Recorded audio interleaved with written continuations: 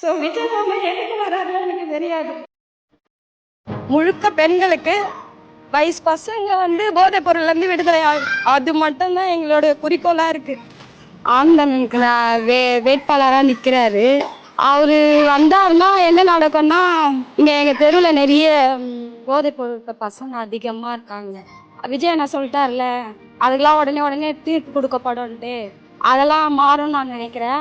கண்டிப்பாக வரணும், விஜய் அண்ணா வரணும். அப்போ தான் வந்து வயசு பசங்க ரொம்ப கஷ்டப்படுறாங்க, அது மாறணும்.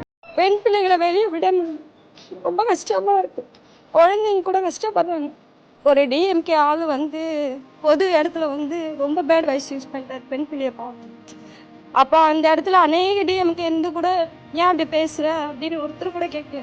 ஆனால் டிவிக்கே இருக்கிறோம் அப்படின்னோடனே ஐயோ வாங்க வாங்க நம்ம போயிடலாம் அப்படின்ற ஒரு பயம் வந்துச்சு. அது நிரந்தரமாக கிடைக்கணும். அப்போ ஆட்சிக்கு வந்தால் தான் கிடைக்கும். அப்போ நீங்கள் வரணும், உங்களுக்கு நாங்கள் எவ்வளோ தூரம் சப்போர்ட் பண்ண முடியுமோ சப்போர்ட் பண்ணுவோம். என் பையன் கூட முழுக்க முழுக்க விஜய் மாமாவுக்கு தான் அப்படின்ட்டு சொல்லியிருக்கான். ஸோ விஜய் மாமா எதுக்கு வர்றாருல எனக்கு தெரியாது. ஆனால் அவர் வர்றது பெண்களுக்கு நல்லது. முழுக்க பெண்களுக்கு வயசு பசங்க வந்து போதைப் பொருள்லேருந்து விடுதலை ஆகும், அது மட்டும்தான் எங்களோட குறிக்கோளாக இருக்குது. அதுக்காக தான் விஜய் அண்ணா வந்தே ஆகணும். மற்றவங்களாம் தீவிர ரசிகரா டிஎம்கேலாம் சொல்லிட்டு இருக்காங்க. நாங்களும் ஒரு டைம் அப்படிதான் இருந்தோம், உதயநிதி பிடிக்கும் அப்படிலாம்.